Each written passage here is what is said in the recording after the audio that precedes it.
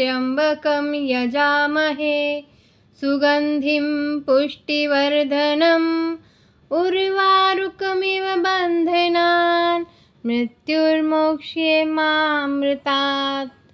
यह महामृत्युंजय मंत्र है, जिसका अर्थ है हम त्रिनेत्रधारी सुगंधित और पुष्टि करने वाले भगवान शिव की पूजा करते हैं। जैसे पका हुआ फल अपनी बेल से अलग हो जाता है, वैसे ही हमें मृत्यु और अमरता के बंधन से मुक्त करें। यह भगवान को समर्पित होने के साथ साथ मृत्यु के भय से मुक्ति पाने और आध्यात्मिक मुक्ति के लिए इसका जाप किया जाता है। महामृत्युंजय मंत्र का उल्लेख ऋग्वेद से लेकर यजुर्वेद में भी मिलता है। वहीं शिव पुराण सहित अन्य ग्रंथों में भी इसका महत्व बताया गया है। संस्कृत में महामृत्युंजय उस व्यक्ति को कहते हैं जो मृत्यु को जीतने वाला होता है। इसलिए भगवान शिव की स्तुति के लिए महामृत्युंजय मंत्र का जप किया जाता है। इसके जप से संसार के सभी कष्टों से मुक्ति मिलती है। ये मंत्र जीवन देने वाला है। इससे जीवन शक्ति तो बढ़ती ही है, साथ ही सकारात्मकता बढ़ती है। महामृत्युंजय मंत्र के प्रभाव से हर तरह का डर और टेंशन खत्म हो जाती है। शिव पुराण में उल्लेख किए गए इस मंत्र के जप से आदि शंकराचार्य को भी जीवन की प्राप्ति हुई थी। जो भी मनुष्य रोज रुद्राक्ष की माला से इस मंत्र का जप करते हैं, उसे अकाल मृत्यु का डर दूर हो जाता है। साथ ही कुंडली के दूसरे बुरे रोग भी शांत होते हैं। अकाल मृत्यु से बचने के लिए 1.25 लाख की संख्या में मंत्र का जप करना चाहिए। आज सावन मास का 10वां दिन है और आप सुन रहे हैं सावन मास महात्म्य की कथा। आज हम सुनेंगे सावन मास का 10वां अध्याय, शनिवार व्रत की कथा। शिवजी ने सनत कुमार से कहा, हे सनत कुमार, अब मैं आपसे शनिवार व्रत विधि और महात्म्य को कहूँगा। श्रावण महीने में शनिवार के दिन 3 देवताओं नरसिंह, शनि और हनुमान जी की पूजा की जाती है। दीवार या खंबे में शुभ नरसिंह की प्रतिमा लिखकर लक्ष्मी सहित जगतपति नरसिंह का हल्दी सहित चंदन, नीले पीले फूल से अर्चन कर खिचड़ी तथा हाथी चक साग के नैवेद्य का भोग लगाया जाता है। आप भी खिचड़ी आदि का प्रसाद भोजन करें।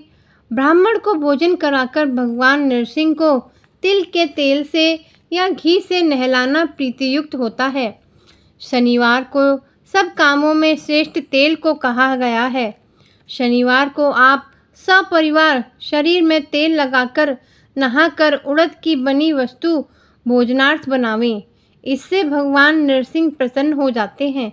इस तरह श्रावण महीने के 4 शनिवार को शनि व्रत करते हैं। इस व्रत के करने से उसके मकान में लक्ष्मी सुस्थिर हो निवास करती है।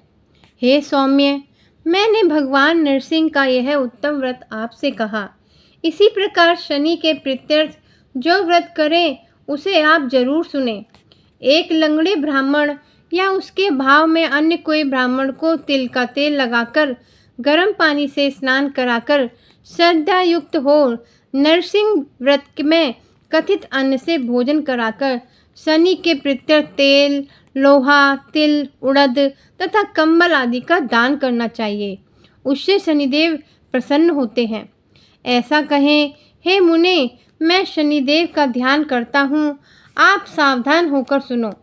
शनिश्चर का काला वर्ण है, मंद गति तथा कश्यप गोत्र है। शनि का जन्म सौराष्ट्र देश है और सूर्य नारायण पुत्र वरदाता हैं। मंडल में दंडाकार स्थित है। इंद्र नीलमणि तुल्य कांतिमान है। धनुष बाण तथा त्रिशूलधारी हैं। सवारी गिद्ध की है। यम अधिदेवता तथा ब्रह्मा प्रत्यधिदेवता हैं। कस्तूरी, अगरू, चंदन तथा गुग्गल धूप और नैवेद्य में उड़द खिचड़ी बहुत प्रिय है। यह विधान मैंने कहा।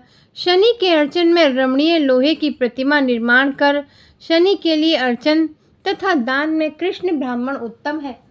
उसे 2 काले कपड़े और काले वर्ण के बछड़े सहित गोदान देना चाहिए। ऐसी विधि द्वारा अर्चन करना चाहिए और प्रार्थना स्तुति करनी चाहिए। राजा नील का राज्य जब विलय हो गया तो राजा नील ने शनिदेव की आराधना की और शनिदेव ने प्रसन्न होकर फिर उसे राज्य प्रदान किया। इसी प्रकार मेरे ऊपर शनिदेव प्रसन्न हो। नीलांजन के तुल्य कांतिमान अति मंद ब्राह्मी छाया नाम वाली स्त्री में सूर्य द्वारा उत्पन्न शनिदेव को मैं नमस्कार करता हूँ। मंडल कोण में स्थित पिंगल नाम वाले शनिदेव को नमस्कार करता हूँ। हे देवेश, मुझे अति दीन पर कृपा करो। इस तरह स्तुति और प्रार्थना करके बारंबार प्रणाम करना चाहिए। शनिदेव के अर्चन में शनो देवी इस मंत्र का स्मरण करना चाहिए। जो प्राणी सावधान मन से विधि द्वारा शनिदेव का अर्चन करता है उसे स्वप्न में भी डर नहीं होता है। हे विप्र, जो प्राणी इस तरह इस व्रत को करता है, जो श्रावण महीने के हर शनिवार को भक्ति के साथ अर्चन करता है, उनके यहाँ शनि से प्राप्त पीड़ा नहीं होती है। अब मैं तुम्हें हनुमान के प्रसन्नार्थ की विधि कहता हूँ। श्रावण महीने में शनिवार के दिन हनुमान के प्रीत्यर्थ अभिषेक तिल तेल द्वारा रुद्र मंत्रों से करें। तेल मिश्रित सिंदूर को उनकी देह में लगा दें। जपा अर्घ तथा मंदार माला से अर्चन कर नैवेद्य के लिए उड़द का बड़ा तथा उपचारों द्वारा अर्चन करें। यथाशक्ति विधि भक्ति और श्रद्धा द्वारा अर्चन करना चाहिए।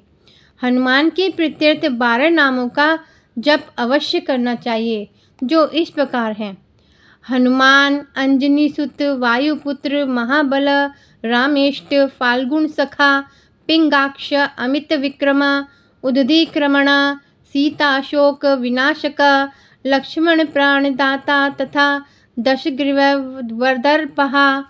इन 12 नामों को जो सुबह उठकर पढ़ता है उस प्राणी का कभी अशुभ नहीं होता तथा उसे संपूर्ण ऐश्वर्य प्राप्त होता है। इस तरह श्रावण महीने के शनिवार को जो प्राणी हनुमान जी की आराधना कर लेता है उसकी देह वज्र के तुल्य आरोग्य और बली हो जाती है, कार्य के करने में वेगमान होती है। शनि के दिन पीपल का स्पर्श तथा अर्चन जरूर करना चाहिए। हे सत्तम, शनि के दिन के अतिरिक्त अन्य किसी भी वार में पीपल को ना स्पर्श करें और ना ही उसमें जल अर्पण करें। शनि के दिन पीपल को स्पर्श करने से सब रिद्धियाँ बढ़ती हैं। हर हर महादेव। जय श्री शंकर भोलेनाथ की। आप सुन रहे थे सावन मास महात्म्य का 10वां अध्याय। इसका अगला अध्याय हम सुनेंगे कल। अगर आप मेरे चैनल पर नए हैं तो आप मेरे चैनल को सब्सक्राइब ज़रूर करें ताकि आगे आने वाली और अध्यायों और कथाओं के बारे में आपको सही समय पर उचित जानकारी मिले। आप मेरे चैनल को शेयर सब्सक्राइब और लाइक ज़रूर करें और पुण्य के भागीदार बने।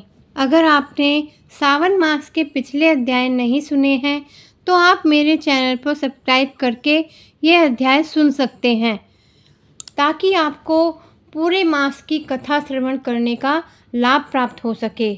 तो मिलते हैं अगली वीडियो में। तब तक के लिए हर हर महादेव।